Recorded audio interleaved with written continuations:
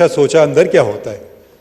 आपने पहली दफ़ा याद हमें किया तो हम हाजिर हुए, इसलिए नहीं कि मैं कोई सियासी तकरीर करना चाहता हूँ, इसलिए कि मैं अपने और अपने इदारे की तरफ से ये कहना चाहता हूँ कि हम इस किताब के साथ खड़े हैं।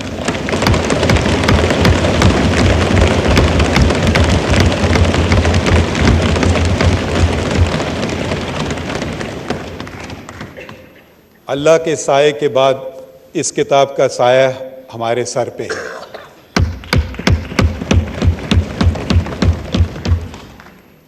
ये किताब हमारी पहचान है, ये किताब पाकिस्तान की पहचान है।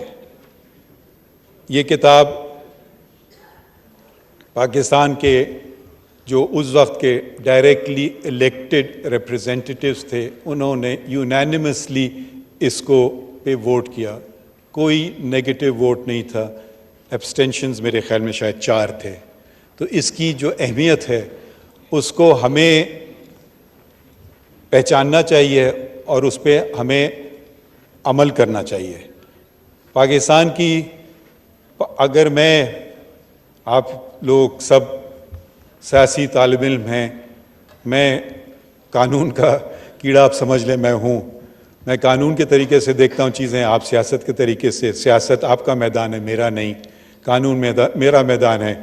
आप तबसरे कर सकते हैं, तनकीद भी हम पे कर सकते हैं और तनकीद हमने सुनी भी, मगर जो हम हल्फ उठाते हैं, जो मैंने हल्फ एक दफ़ा नहीं 2 दफ़ा उठाया, एक चीफ जस्टिस के नाते बलूचिस्तान के, उस वक्त जब बलूचिस्तान में काफ़ी मुश्किलात थे तो मुझे वहाँ बुलाया गया और आपको जैसे पर्सनल स्टोरीज़ लोग बताते हैं कि मुझे उस वक्त के चीफ जस्टिस ने याद किया था। उस ज़माने में जुडिशल कमीशन ऑफ पाकिस्तान नहीं होता था, तो वो अपॉइंटमेंट ऑफ जजेस दूसरे तरीके से होता था, पुराने तरीके से।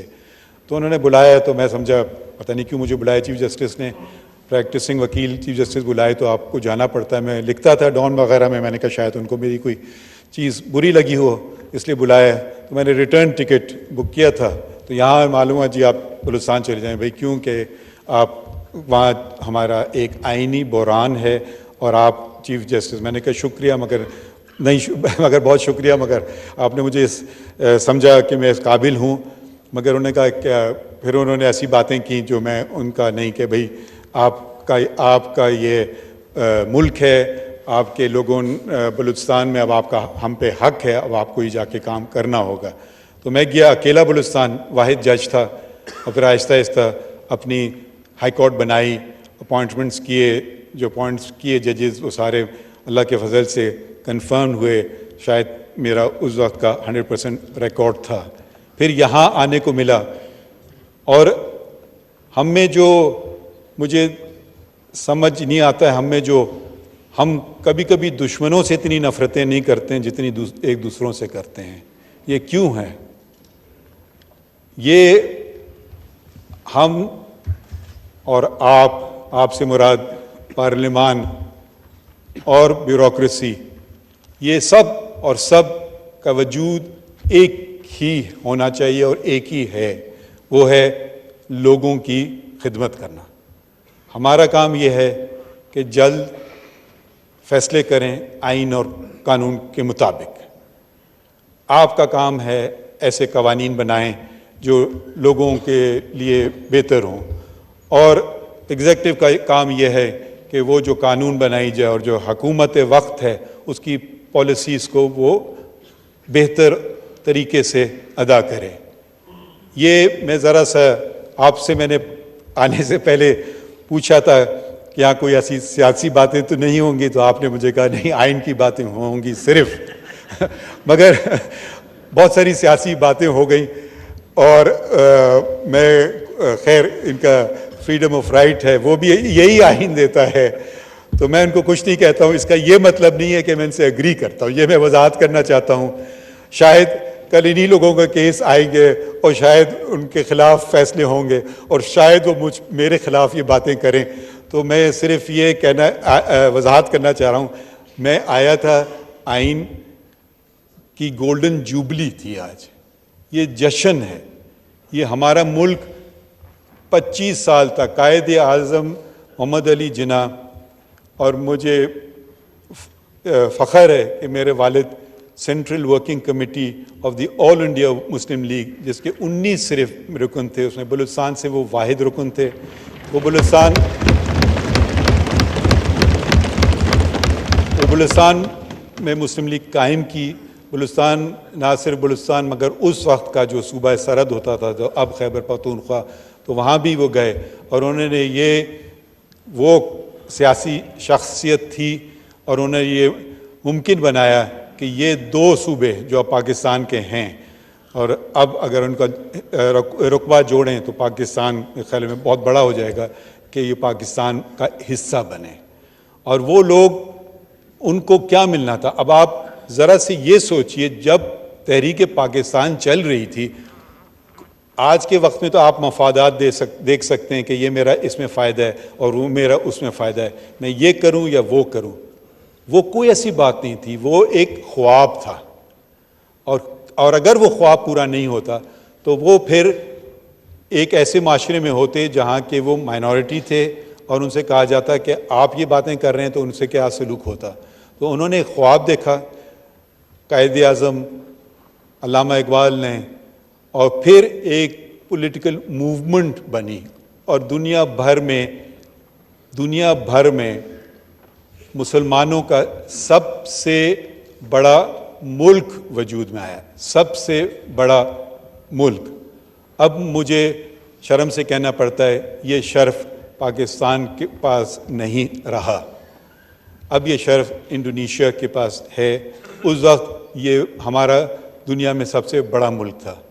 हम किस लिए ये हमने किया? अगर आपको बेहतर एडमिनिस्ट्रेशन चाहिए थी तो शायद अंग्रेज़ बेहतर एडमिनिस्ट्रेशन दे सकते थे, मगर हम अपनी गलतियों से, अपनी नाकामियों से सीख करके हम आगे बढ़ना चाहते थे कि जो कुछ है हमारा है। तो ये कॉन्स्टिट्यूंट असेंबली आई वजूद में, उसके सदर कहलाते थे, स्पीकर नहीं कहलाते थे, उनका नाम था मौलवी तमीज़ुद्दीन। उनको बरतरफ किया गया, उन्होंने चैलेंज किया और उनकी जगह एक ब्यूरोक्रेट जो मेरे ख्याल में रेलवे में मुलाजिम होता था एक वक्त में, गुलाम मोहम्मद, वो गवर्नर जनरल था, उन्होंने उनको बरतरफ किया और उन्होंने कैबिनेट ऑफ मिनिस्टर्स बनाई। मौलवी तमीज़ुद्दीन, मेरे वालिद उस केस में भी मुंसलिक थे, उन्होंने चैलेंज किया चीफ़ कोर्ट ऑफ सिंध, उस ज़माने में सिंध हाई कोर्ट नहीं था, चीफ़ कोर्ट था। उन्होंने चैलेंज किया, उस वक्त के जो जज थे वो थे एक क्रिश्चियन, जस्टिस कॉन्स्टेंटाइन। उन्होंने और उनके 3 साथियों ने, जस्टिस विलानी, जस्टिस बच्चल और जस्टिस मोहम्मद बख्श ने बहाल किया और ये कहा कि ये इक़दाम गलत है, और वो जो मिनिस्टर्स थे उन्होंने उनके ख़िलाफ़ एक रिट ऑफ मैंडेमस जारी की, दूसरी रिट ऑफ को वारंट की कि आपके पास कोई इख्तियार नहीं है मिनिस्टर होने का। अनफॉर्चुनेटली ये चैलेंज हो गया उस वक्त के फेडरल कोर्ट में और फिर नतीजा उलट गया। उस वक्त भी एक जज थे और ताज्जुब की बात यह है, वो जज भी क्रिश्चियन थे, जस्टिस कॉर्नेलियस, वो शायद माइनॉरिटी में थे। उनका जजमेंट पढ़ें तो उन्होंने इस्लाम की बात की, और मेजॉरिटी जजमेंट पढ़ें तो उन्होंने कहा कि जी मलका है, इंग्लिस्तान की जो मलका है उसके ताबे। तो ये तज़ाद जो हम देखते आए हैं, तो हमें देखना चाहिए कि हम ये लफ्ज़ इस्तेमाल करते हैं माइनॉरिटीज़ का, ये मुझे पसंद नहीं है। वो बराबर के शहरी हैं और उनका बहुत बड़ा हिस्सा है। एक और शख्स थे जिनका मुझे बहुत फ़ख्र है, जिनका ताल्लुक़ मेरे सूबे से था, दोराब पटेल। वो एक पारसी साहब थे। जब जबरन ओथ लेने को कहा गया जज साहिबान को, तो उन्होंने इनकार कर दिया।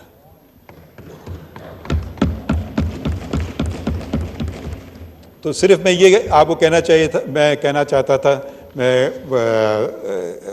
फैसलों में हम लोग लिखते हैं, तकरीरें नहीं करते हैं, मगर क्योंकि आज का दिन ऐसा है कि अगर आप सोचें, अपने आप को वापस ले जाएं वक्त में कि भाई हम तस्वीरें देखते हैं कि जी टाइम में आप पीछे जा रहे हैं, और अगर आप उस वक्त खड़े हो जाएं कि जो मौलवी तमीज़ुद्दीन के साथ अगर आप खड़े हो जाएं और उस वक्त के जजेस ने जो बहाल किए उस कॉन्स्टिट्यूएंट असेंबली को, तो क्या पाकिस्तान दो टुकड़ों में होता? ये सिर्फ मैं सवाल एक कानूनदान, एक तालिब इल्म की तरफ आप पे छोड़ रहा हूँ। और ऐसे सवाल, ये बहुत अच्छी बात है कि प्राइम मिनिस्टर ने ये 10 अप्रैल को दस्तूर का दिन करार दिया। 10 को, और थोड़ा सा ताल्लुक़ मेरा इस ऐवान से ये भी बनता है कि मेरी चची उसकी मेंबर थी, शायद वो अपोजिशन में थी, तो और जब ये आइन पेश किया जा रहा है, इसको 50 साल हो गए हैं और इसको हमें अपने दिल से लगाना चाहिए।